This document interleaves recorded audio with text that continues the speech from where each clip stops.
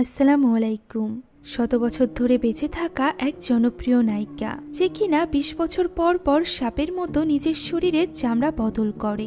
একজন যুবক জাদুকর, যে কিনা জাদু শেখার জন্য স্বয়ং ইবলিশ শয়তানের সাথে ডিল করেছিল। সর্বশেষ মাথা কাটা লাশ খুঁজতে থাকা এক মহিলা তান্ত্রিক, যার বাস্তবে কোনো অস্তিত্বই নেই। ৩টি লোমহর্ষকর গল্প এবং এর মধ্যে লুকিয়ে থাকা হাজারো রহস্য। সবগুলো রহস্য আমরা উদ্ঘাটন করব আজকের এই ভিয়েতনামি গল্পে, যার নাম স্ক্রিনে দেওয়া আছে। উচ্চারণ করা খুবই কঠিন, তবে এই মুভির একটা ইংলিশ নামও আছে, যার নাম ভিয়েতনামি হরর স্টোরিজ। তো চলুন আর দেরি না করে শুরু করা যাক আজকের এই গল্প।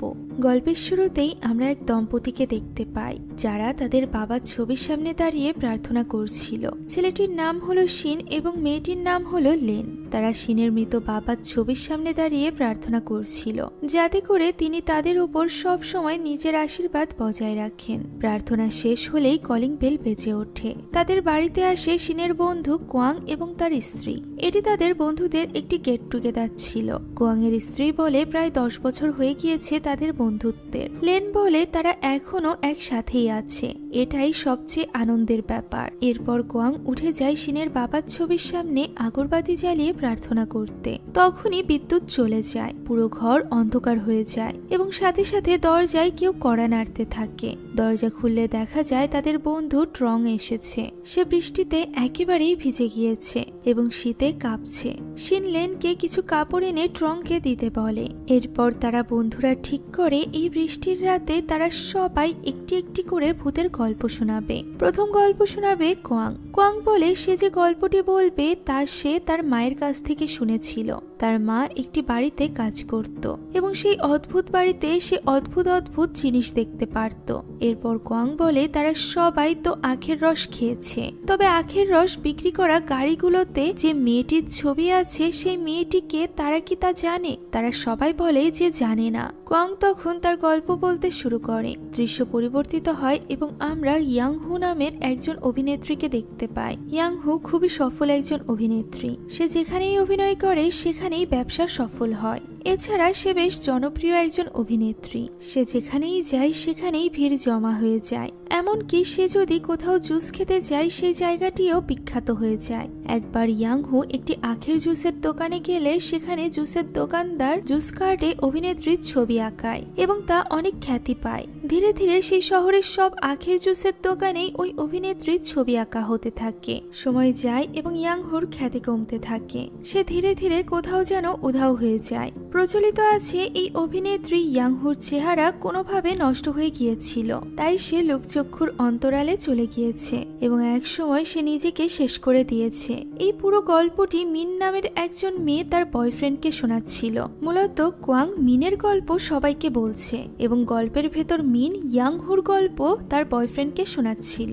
মিন নিজেও একজন অভিনেত্রী হতে চায়। পরের দিন সে মিস নিউ নামের একজন অভিনেত্রী এবং পরিচালকের সাথে দেখা করতে যাবে, তাই সে অনেক বেশি এক্সাইটেড। পরদিন মিন চলে যায় নিউয়ের কাছে। নিউ এমন একজন মেয়েকে খুঁজছিল যার চেহারা অনেকটা অভিনেত্রী ইয়াং হুর মতো। নিউয়ের ধারণা মিনের চেহারা অনেকটা ইয়াং হুর মতো, তাই সে তাকে বেছে নিয়েছে। মিন নিউয়ের বাসায় যাওয়ার পর সেখানে আরো একজন মেয়েকে দেখতে পায়, যে কিনা তার মতোই অডিশন দিতে এসেছিল। নিউ দুজনকে পাশাপাশি দাঁড় করায় এবং খুব ভালো করে দেখতে থাকে। নিউ মিনের চেহারার অনেক প্রশংসা করে এবং বলে যারা অভিনেত্রী তাদের চেহারা আসলেই নিজেদের থাকে না, তা জনগণের সম্পদ হয়ে যায়, তাই তাদের উচিত নিজেদের চেহারার খুব ভালো মতো যত্ন নেওয়া। এখন রাতের বেলা বাড়ি ফিরে মিন তার বয়ফ্রেন্ডকে এই সব কিছু বলতে থাকে। তাকে বেশ খুশি দেখা যায়, কারণ তার ধারণা নিউয়ের সাথে কাজ করতে গিয়ে সে খুব দ্রুত বিখ্যাত হয়ে যাবে। রাতের বেলা হঠাৎ করেই ঘুম ভেঙে গেলে মিন আয়নার সামনে গিয়ে বসে। তখন সে দেখতে পায় তার চেহারার চামড়া উঠে আসছে। মিন এতে করে বেশ চমকে ওঠে এবং তখনই তার সামনে এক ভয়ানক চেহারা চলে আসে। মিন প্রচন্ড চিৎকার করে ওঠে এবং তার ঘুম ভেঙে যায়। সেই ভয়ানক স্বপ্ন আসলে স্বপ্নেই দেখছিল। তার বয়ফ্রেন্ড তাকে কোনো মতে শান্ত করে। পরদিন মিন আবারও যায় নিউয়ের কাছে। নিউ তাকে জিজ্ঞাসা করে মিনের বয়ফ্রেন্ড আছে কিনা। মিন কিছুটা ইতস্তত করে বলে তার বয়ফ্রেন্ড আছে। সে নিউয়ের কাছে কিছু লুকাতে চায়নি, তবে তার ধারণা তার বয়ফ্রেন্ড আছে কিনা এতে তার কাজের উপর কোনো রকম প্রভাব পড়ার কথা না। এমন সময় নিউয়ের কাছে কল আসলে সে উঠে চলে যায় এবং মিন তখন তার সাথে অডিশন দিতে আসা মেয়েটিকে জিজ্ঞাসা করে যে সে কেন তার বয়ফ্রেন্ডের কথা নিউকে বলেছে। মূলত ওই মেয়েটি নিউকে আগে থেকে বলে দিয়েছিল যে মিনের বয়ফ্রেন্ড আছে, যাতে করে নিউ মিনকে সিলেক্ট না করে বরং তাকে সিলেক্ট করে। আর এটা মিন বুঝতে পেরে গিয়েছিল। মেয়েটি বলে মিন তার ক্যারিয়ার নষ্ট করে দিচ্ছে, তাই সে এই কথা নিউকে বলে দিয়েছে। দুজনের মধ্যে এটা নিয়ে বেশ ঝগড়া হয়। মেয়েটি তখন তার কথায় পাত্তা না দিয়ে সেখান থেকে চলে যায়। এখানে দুজনের ঝগড়ার মধ্য দিয়ে এটা তো স্পষ্ট যে তারা আগে থেকে একজন আরেকজনকে চেনে। মিন হঠাৎই লক্ষ্য করে নিউয়ের বাড়ির একটি ঘরের বন্ধ দরজা একা একাই খুলে গিয়েছে। মিন দরজার কাছে এগিয়ে যেতেই দেখতে পায় কেউ একজন চুল ছড়িয়ে সেখানে বসে আছে। তার চেহারা দেখা যাচ্ছে না। হঠাৎই কেউ একজন এসে মিনের গলা চেপে ধরে এবং তার ঘুম ভেঙে যায়। এটিও তার স্বপ্ন ছিল। ঘুম ভাঙতেই সে দেখতে পায় নিউ তার পাশে বসে আছে। নিউ মিনকে বলে মিন এত আরামে ঘুমাচ্ছিল যে সে তার ঘুম ভাঙাতে চায়নি। রাত অনেক হয়ে গিয়েছে, প্রায় 11টা। মিন তাড়াতাড়ি নিউয়ের কাছে ক্ষমা চায় এবং নিজের বাড়ির উদ্দেশ্যে রওনা দেয়। তবে বাড়ির সামনে গিয়ে দেখে যে সে তার পার্সটি নিউয়ের বাড়িতেই রেখে এসেছে, তাই সে আবারও নিউয়ের বাড়িতে ফিরে যায়। পুরো বাড়িটি খুটখুটে অন্ধকার হয়েছিল। মিন অনেক ডেকেও কারো সাড়া পায় না। এবার সে নিজে নিজে ভেতরে ঢোকার চেষ্টা করে। তখনই সে কারো চিৎকারের শব্দ শুনতে পায় এবং এতে করে ভীষণ ভয় পেয়ে যায়। ওই সময় তার ফোনে নিউ মেসেজ পাঠায়, যেখানে সে লিখেছে এখানে সবকিছু ঠিক আছে। সে যেন বাড়ি ফিরে যায়। মিন বুঝতে পারে না নিউ কি করে জানলো মিন এখানে এসেছে।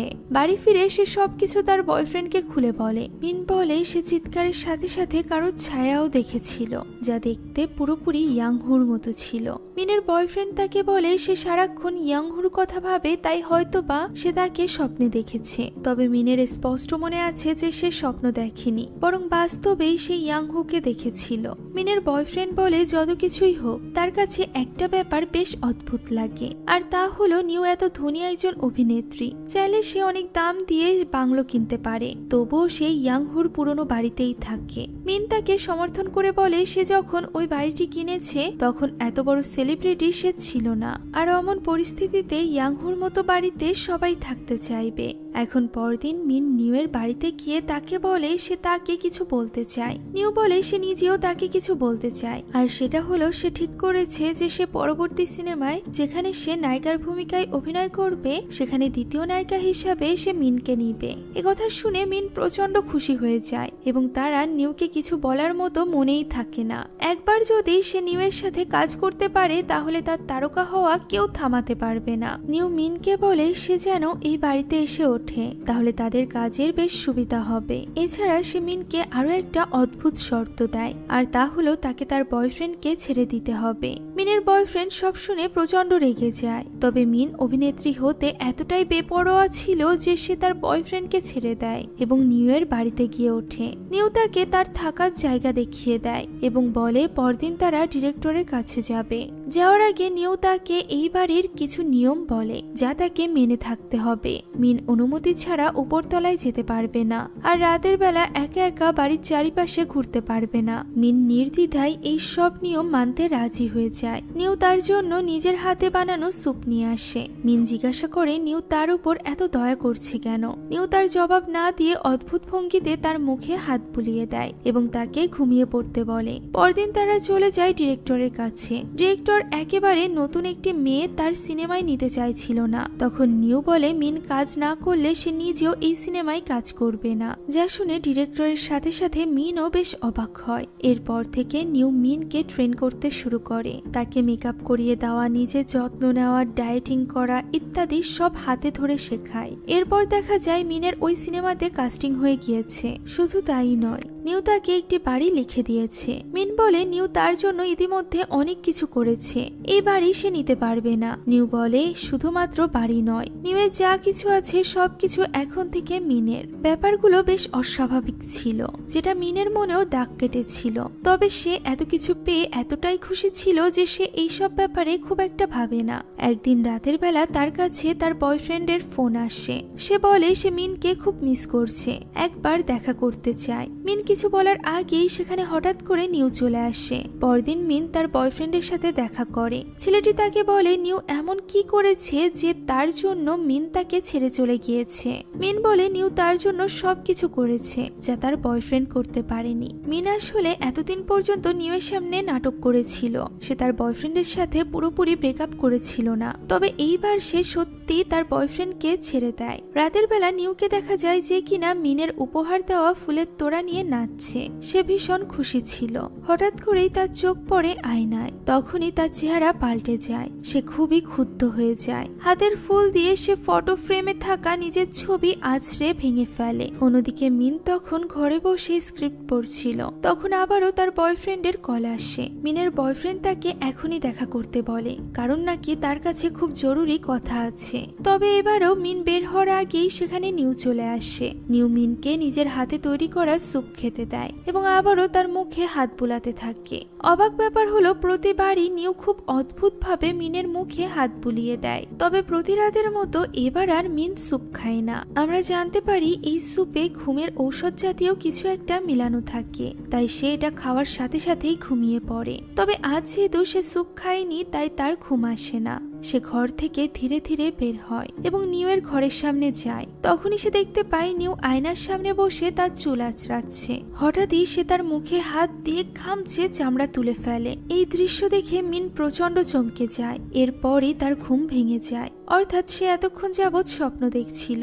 সেই বাড়িতে আসার পর থেকে এরকম দুঃস্বপ্ন সে প্রায় দেখত। মিন তার ঘুম ভাঙার পর লক্ষ্য করে যে তার উঠতে দেরি হয়ে গিয়েছে।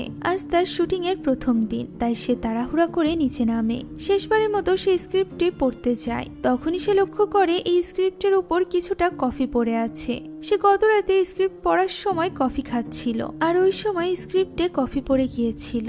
এর মানে গত রাতে যা কিছু ঘটেছে তা তার স্বপ্নে ঘটেনি, বরং বাস্তবে ঘটেছে। কিছুক্ষণ পর নিউয়ের বাড়িতে মিনের বয়ফ্রেন্ড আসে এবং তাকে বলে মিনের সাথে দেখা করিয়ে দিতে। নিউ তার কোনো কথাই শোনে না। ছেলেটি ফিরে যেতেই নিউ মিনের বয়ফ্রেন্ডকে মারার জন্য কিছু গুন্ডা পাঠায়। রাতের বেলা যখন নিউ মিনের জন্য স্যুপ নিয়ে আসে, মিন সেটা খায় না, বরং সেটা ফেলে দেয়। নিউ ব্যাপারটা বুঝতে পারে, তবে সে কিছুই বলে না। এদিকে মিনের মনে বেশ খটকা ছিল গতকাল রাতের ওই ঘটনা নিয়ে। এ কারণেই রাত গভীর হলে মিন তার ঘর থেকে বেরিয়ে সিঁড়ি দিয়ে উপরে উঠে যায়, যেখানে তার একা যাওয়া নিষেধ ছিল।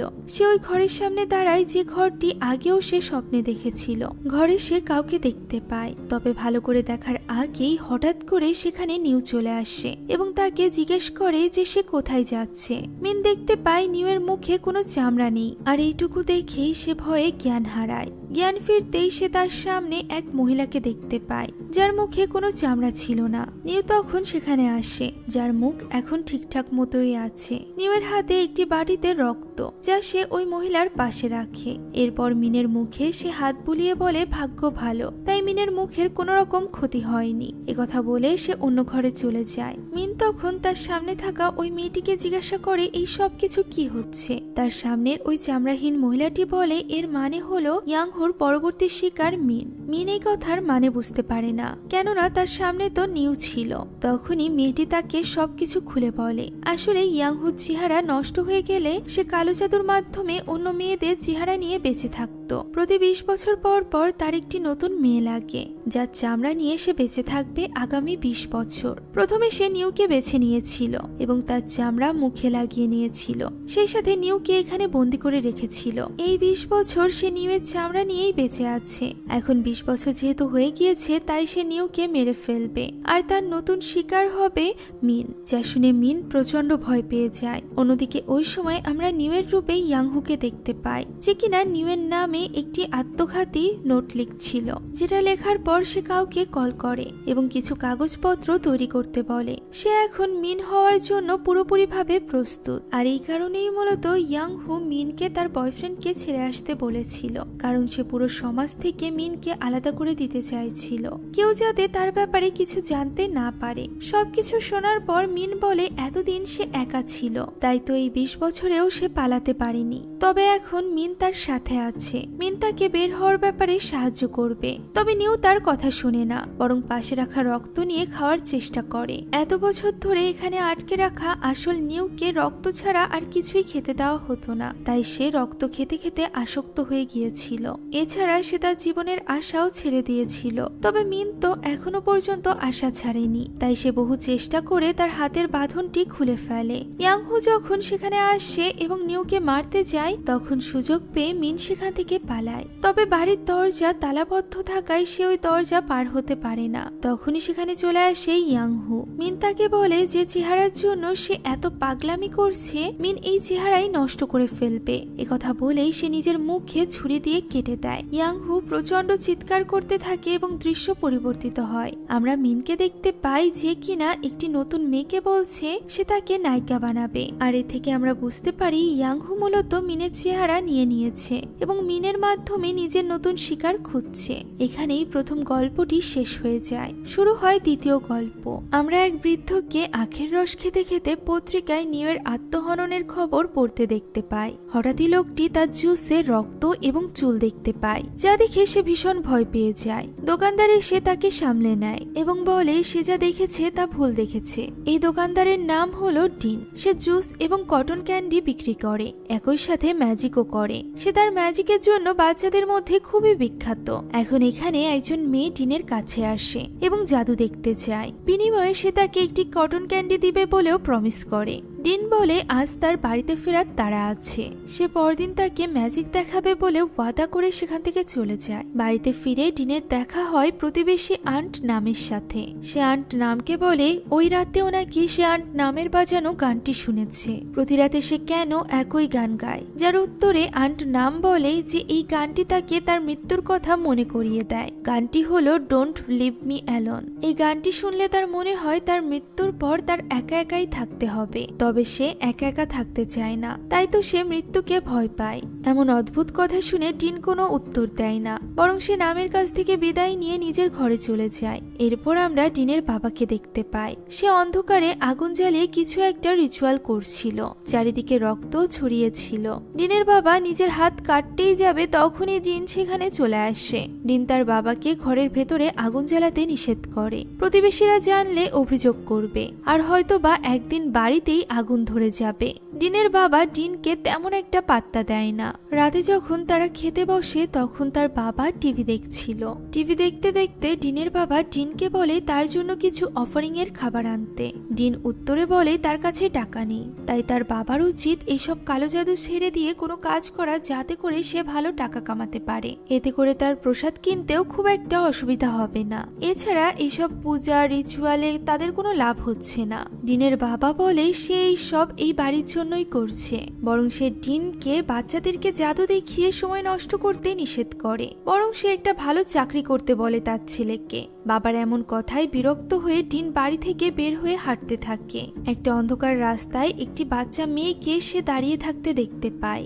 এই ছোট্ট বাচ্চা মেয়েটি হয়তো বা সেই বাচ্চা মেয়েটি ছিল যে কিনা আজ ডিনের কাছে জাদু দেখতে চেয়েছিল।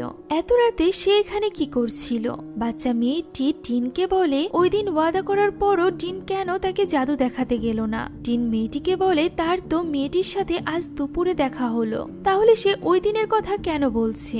মেয়েটি তাকে বলে ওয়াদা করলে তা রাখা উচিত। একথা বলে সে দৌড়াতে থাকে। ডিনও তার পেছন পেছন যেতে শুরু করে। মেয়েটি একটি ঘরের মধ্যে ঢুকে যায়। ঘরের সামনে একজন নুডলস বিক্রেতা ছিল। ডিন তাকে জিজ্ঞাসা করে যে মেয়েটি এই মাত্র এসেছে, সেই মেয়েটি তার মেয়ে কিনা। বিক্রেতা এখানে তার কোনো কথার জবাব না দিয়ে বরং সে কি খাবে তা জিজ্ঞাসা করে। ডিন অর্ডার দিলে তার নুডলস চলে আসে। তখনই দেখা যায় নুডলসের উপর ফোঁটা ফোঁটা রক্ত পড়ছে। উপরে তাকাতেই সে দেখতে পায় যে তাকে নুডলস দিচ্ছে তার মাথা নেই। ঘাড় থেকে রক্ত পড়ছে। এটা দেখে ডিন প্রচন্ড ভয় পেয়ে যায় এবং তখনই তার ঘুম ভেঙে যায়। চোখে হাত দিতেই সে দেখতে পায় তার চোখ থেকে রক্ত পড়ছে। ডিন এতে করে ভীষণ ভয় পেয়ে যায় এবং ছুটে চলে যায় আয়নার সামনে। আয়নায় নিজের চোখ দেখে সে আরো বেশি ভয় পেয়ে যায় এবং চেষ্টা করে রক্তগুলো ধুতে, কিন্তু পারে না। সে ছুটে চলে যায় তার বাবার কাছে এবং তখনই দেখা যায় তার চোখগুলো স্বাভাবিক হয়ে গিয়েছে। এরপর ডিন তার প্রত্যহিক কাজ শুরু করে দেয়। সারাদিন বাইরে কাজ করে এবং কামানো টাকা এনে সে তার বাবার হাতে তুলে দেয়। তার বাবার সেবা যত্ন করে এবং তার বাবা সেই অদ্ভুত রিচুয়াল চালিয়ে যায়। এভাবেই একদিন তার বাবাকে ডাকতে সে তার বাবার ওই গোপন কক্ষে যায় যেখানে সে রিচুয়াল করত। অনেক ডাকাডাকির পরও তার বাবার কোনো সাড়া না পেয়ে সে নিজেই ঘরের ভেতরে প্রবেশ করে। ঘরটিতে ডিন একটি বাক্স খুঁজে পায়। এই বাক্সটিতে একটি ছুরি এবং অন্যান্য জিনিসের সাথে একটি বলও ছিল। এগুলো সব তার বাবার জিনিস ছিল যেগুলো সে মানুষকে জাদু দেখাতে ব্যবহার করত। এর মানে ডিনের বয়সী থাকতে ডিনের বাবাও একজন জাদুকর ছিল। এখানের এই বলটি ডিনের বাবা ছোটবেলাতে এক ক্লাউন জাদুকরের কাছ থেকে পেয়েছিল। সেই থেকে তার জাদুবিদ্যার প্রতি আগ্রহ শুরু হয়। তবে তার পরিবার তার এই জাদুকরের প্রতি আগ্রহ একদমই পছন্দ করত না। এমনকি একদিন তারা ডিনের বাবার সামনেই তার জাদুর সব জিনিসপত্র জ্বালিয়ে দেয় এবং তাকে একটা স্থানে বন্দি করে রাখে। তবে এতে তারা তাকে দমাতে পারে না। সে তার জাদু চালিয়ে যায়। একদিন সে একটা আয়না খুঁজে পায় যাতে শয়তান বাস করত। সে এই শয়তানের পূজা করতে শুরু করে এবং শয়তান তাকে বিভিন্ন বিপদ থেকে বাঁচাতে থাকে। সে তার জাদুতেও উন্নতি করতে থাকে। তবে এই ক্ষেত্রে শয়তানের একটা শর্ত ছিল, আর সেটা হলো তাকে জাদু দেখাতে হবে। এই ওয়াদা করেছিল ডিনের বাবা। তবে প্রতিদিনই নতুন নতুন জাদু দেখানো এতটাও সহজ ব্যাপার ছিল না। এক সময় ডিনের বাবার ভান্ডারের সব জাদু শেষ হয়ে যায়, যার ফলে শয়তান তার উপর ভীষণ রেগে যায়। নতুন জাদু দেখতে না পেয়ে শয়তান তাকে যন্ত্রণা দিতে শুরু করে এবং তারই হাত থেকে বাঁচার জন্য সে ওই আয়নায় কালো জাদু করতে শুরু করে। শুধুমাত্র তাই নয়, সে তার এই কালো জাদু করার জন্য মানুষের বলি পর্যন্ত দিত। এখন দৃশ্য চলে আসে ডিনের কাছে। ডিন আবারও দুঃস্বপ্ন দেখে ঘুম থেকে জেগে ওঠে। বাইরে আসতেই আন্ট নামের ঘরের সামনে সে এক লোককে দেখতে পায় যে কিনা ফ্ল্যাট বিক্রির বিজ্ঞাপন লাগাচ্ছিল। ডিন তাকে জিজ্ঞাসা করে সে নামের ছেলে কিনা। উত্তরে লোকটি হ্যাঁ বললে ডিন বলে তার উচিত মাঝে মধ্যে মাকে দেখতে আসা। সে একা থাকে এবং প্রতি রাতে মনের দুঃখে ভায়োলিন বাজায়। লোকটি তখন অবাক হয়ে বলে, ডিন এসব কি বলছে পাগলের মতো? তার মা তো বহু আগেই মারা গিয়েছে। ডিন বলে সে প্রতিদিনই তার মাকে দেখে যে কিনা লাল কাপড় পরে বসে থাকে এবং ভায়োলিন বাজায়। নামের ছেলে বলে তার মা বেঁচে থাকতে এমনটাই ছিল, কিন্তু এখন সে মৃত। এই সব কিছু শুনে ডিন বেশ হতবাক হয়ে যায়, কেননা সে তো গতদিনই নামকে দেখেছিল। নাম তার সাথে কথাও বলেছে। সে এতে করে ভীষণ চিন্তায় পড়ে যায় এবং নিজের ঘরে ফিরে আসে। গত কিছুদিন যাবৎ সে সব অদ্ভুত জিনিস এবং মৃত মানুষদেরকে দেখছে। এর আসল কারণটা কি? রাতে ডিন ভয়ানক সব দুঃস্বপ্নও দেখে। আজকের স্বপ্নে সে নিজেকে একটি বড় মঞ্চে দেখতে পায় এবং তার বাবাকে মাথাহীন কিছু লোকের সাথে দর্শক সারিতে বসে থাকতে দেখতে পায়। এছাড়াও সে নিজেকে একটি অন্ধকার সিঁড়ি বেয়ে উঠতে দেখে। ঘুম ভাঙতেই সে নিজের পায়ে বিরাট কাটা একটি চিহ্ন দেখে। অন্যদিকে ওই সময় আমরা ডিনের বাবাকে দেখি যে কিনা তখনও তার রিচুয়াল চালিয়ে যাচ্ছিল। এখানে তার হাতে এক বাটি রক্ত ছিল, যা দেখে আমরা ধারণা করতে পারি এই রক্তটুকু সে সম্ভবত ডিনের পা কেটে এনেছে। ডিনের বাবা বারবার আয়নার কাছে ক্ষমা চায় দেরি হওয়ার জন্য। এরপর সে নিজের গায়ে রক্ত ঢালে এবং বলে সে এখনই নিজের দেহ ত্যাগ করে প্রায়শ্চিত্ত করবে। এরপর সে অদ্ভুত ভঙ্গিতে নাচতে থাকে এবং বলতে থাকে তাকে মরতে হবে। ডিন তার বাবার রিচুয়ালের ঘর থেকে শব্দ শুনে বুঝতে পারে কোনো একটা সমস্যা নিশ্চয়ই হচ্ছে। সে উঠে যেতে চায়, তবে পায়ের আঘাতের জন্য তার খুবই কষ্ট হয়। তবুও সে অনেক কষ্ট সহ্য করে কোনো মতে তার বাবার ঘরটিতে গিয়ে দেখতে পায় হাওয়াতে একটি ছুরি ভাসছে এবং সেই ছুরি আস্তে আস্তে করে তার বাবার দিকে এগিয়ে যাচ্ছে। সে তার বাবাকে ধাক্কা দিয়ে সরিয়ে দেয় এবং দ্রুত তার বাবাকে ঘাড়ে করে ওই ভয়ানক ঘর থেকে বের করে আনে। তখনই সে হঠাৎ করে অন্য একটি জগতে চলে যায় এবং অন্ধকার সেই সিঁড়ি দেখতে পায়। সে তার বাবাকে বারবার ডাকতে থাকে, তবে তার বাবা কোনো ডাকে সাড়া দেয় না। তখন ডিন তার সামনে একটি ছোট্ট মেয়েকে দেখতে পায়। ছোট্ট মেয়েটি ডিনকে বলে সে তার ওয়াদা ভেঙেছে। ডিন তাকে জিজ্ঞাসা করে সে কে, কিন্তু মেয়েটি তার কথার কোনো উত্তর দেয় না। ডিন আবারও চলে যায় তার বাড়ির ভেতরে। সে অস্থির হয়ে তার বাবাকে খুঁজতে থাকে। সে যখন তার বাবাকে খুঁজে পায় তখন সে দেখতে পায় তার বাবা অদ্ভুত ভঙ্গিতে বসে আছে, তার হাতে একটি ছুরি আছে। ডিন তার বাবার কাছে যেতেই তার বাবা তার বুকে ছুরি মেরে দেয় এবং বলে ডিন সত্যি নয়, সবই তার কল্পনা। এই বলে বৃদ্ধ নিজেও মারা যায়। আমরা টেলিভিশনের কাছে দেখতে পাই বৃদ্ধের লাশ একাই পড়ে আছে, তার পাশে ডিন নেই। এর অর্থ তার কথাই সত্যি। ডিন বলতে আসলে কেউ নেই, সবকিছুই ছিল ওই বৃদ্ধের কল্পনা। বাচ্চা মেয়েটি শয়তানের প্রতিরূপ, যাকে কিনা ডিন নয় বরং ডিনের বাবা নিজেই দেখেছিল। বরং সে নিজের একাকী জীবনের কষ্ট এড়ানোর জন্য ডিনকে কল্পনা করত। তার কোনো ছেলে ছিল না, বরং সেই বাচ্চাদেরকে জাদু দেখাতো এবং সে মনে করত তার অল্প বয়সী ছেলে ডিনই হয়তোবা এই জাদুটি দেখাচ্ছে। এই সব কিছু তার কল্পনা। বাচ্চা মেয়েটি শয়তানের প্রতিরূপ ছিল, যাকে কিনা ডিন নয় বরং ডিনের বাবা নিজেই দেখেছিল। আর ওই রাতে মেয়েটি জাদু দেখানোর যে ওয়াদার কথা বলেছিল তা মূলত শয়তানের সাথে করা চুক্তি ওয়াদার কথা বলা হয়েছিল, যেটা ডিনের বাবা করেছিল। ওয়াদা ভঙ্গ করার কারণে শয়তান বৃদ্ধকে মেরে ফেলে। বৃদ্ধের সাথে সাথে তার কাল্পনিক ছেলেও শেষ হয়ে যায়, আর এরই সাথে সাথে আমাদের দ্বিতীয় গল্পটিও শেষ হয়ে যায়। দৃশ্য চলে যায় শিনদের বাড়িতে। এবার শিনের গল্প বলার পালা। শিন তার বাবার ছবির দিকে তাকিয়ে গল্প বলতে শুরু করে। গল্পের শুরুতে একজন লোক মিসেস হিং নামের এক বৃদ্ধাকে নিয়ে একজন মহিলার কাছে এসেছিল। তারা মূলত হিনের বোনের মৃতদেহের অংশ খুঁজছে। মিস পিস নামের একজন মহিলার কাছে তারা মৃতদেহের সন্ধান চায়। পিস জিজ্ঞাসা করে তারা এতদিন পর কোথা থেকে এলো, কিভাবে তার মৃত্যু হয়েছে, কবে মারা গিয়েছে ইত্যাদি।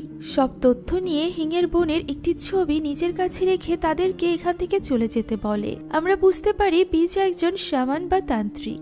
সে তন্ত্রমন্ত্রের মাধ্যমে মৃতদেহ কিংবা জীবিত মানুষকে খুঁজে বের করার কাজ করে। এখানে বিচের ঘরের সামনে কিছু বাচ্চাদেরকে খেলতে দেখা যায়। বিচ তাদেরকে ধমক দিয়ে সরিয়ে দেয়, যা থেকে বোঝা যায় সে মানুষের সঙ্গ তেমন একটা পছন্দ করে না। ওই রাতে হঠাৎই বিচের ঘুম ভেঙে যায়। ঘুম থেকে উঠে সে ওই ঘরে যায় যেখানে সে তন্ত্রমন্ত্রের কাজ করত।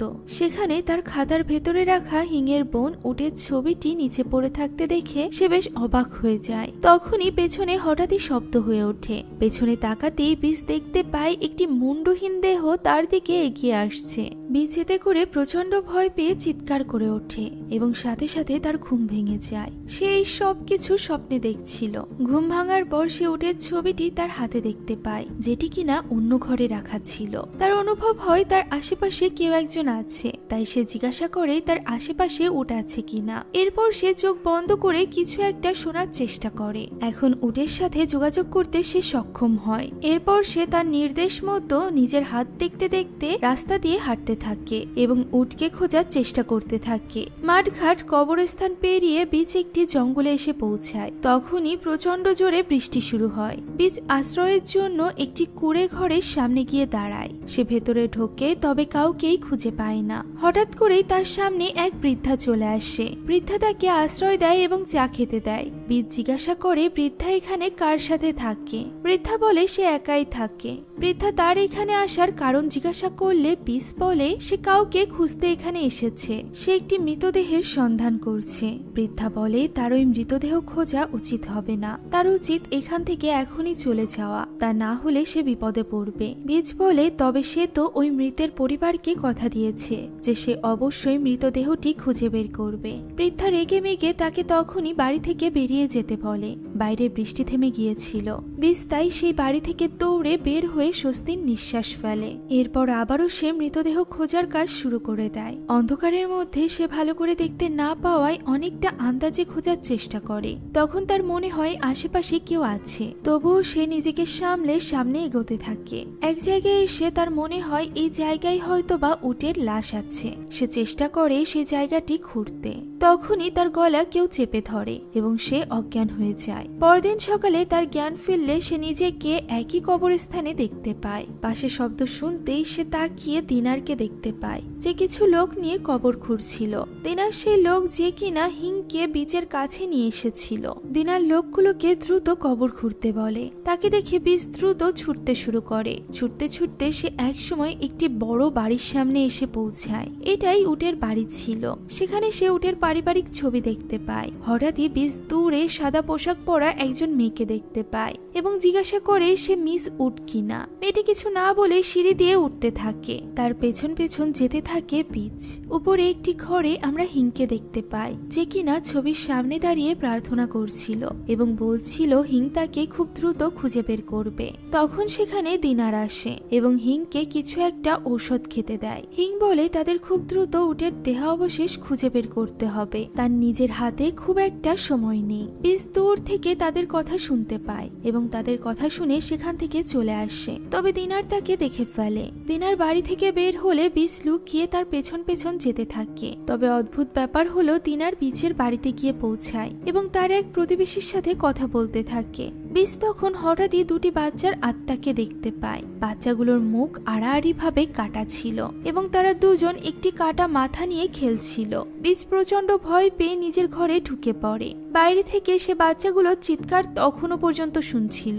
এক সময় বাইরের সবকিছু ঠান্ডা হয়ে যায় এবং বীজ নিজেও স্বস্তি পায়। এরপর সে ফ্রেশ হয়ে বসে এবং হাতে উটের ছবিটি নেয়। সে উটকে বলতে থাকে উট যেন আসে এবং তাকে পথ দেখায়। তখন তার সামনে থাকা পর্দা বাতাসে কাঁপতে থাকে। বীজ উটকে উদ্দেশ্য করে বলে সে নিশ্চয়ই উটের বাড়িতে আবারও যাবে। এরপর বীজ নিজের ঘরে গিয়ে ঘুমিয়ে পড়ে। রাতে ঘুম ভাঙতেই সে সামনে মুন্ডহীন কাউকে দেখতে পায় এবং এটা দেখা মাত্রই সে প্রচন্ড ভয় পেয়ে চিৎকার করতে থাকে। এরপর সে হঠাৎই অদ্ভুত একটা জায়গায় চলে আসে। সেখানে সে তার সামনে কুঁড়ে ঘরের ওই বৃদ্ধকে দেখতে পায়। বীজ বৃদ্ধাকে জিজ্ঞাসা করে সে কে। বৃদ্ধা হাসতে হাসতে বলে সে হলো বীজ নিজে। বীজ সেখান থেকে দৌড়ে পালিয়ে যায়। বাইরে এসে সে অসংখ্য মুন্ডহীন দেহ দেখতে পায়, যারা তার উপর আক্রমণ করার জন্য এগিয়ে আসছিল। কোনো মতে তাদেরকে সরিয়ে সামনে যেতেই বীজ দিনারকে দেখতে পায়। এরপর সে কোনোভাবে চলে যায় একটি কবরস্থানে। কবরস্থানে সে কাউকে একটি কবর খুঁড়তে দেখতে পায়।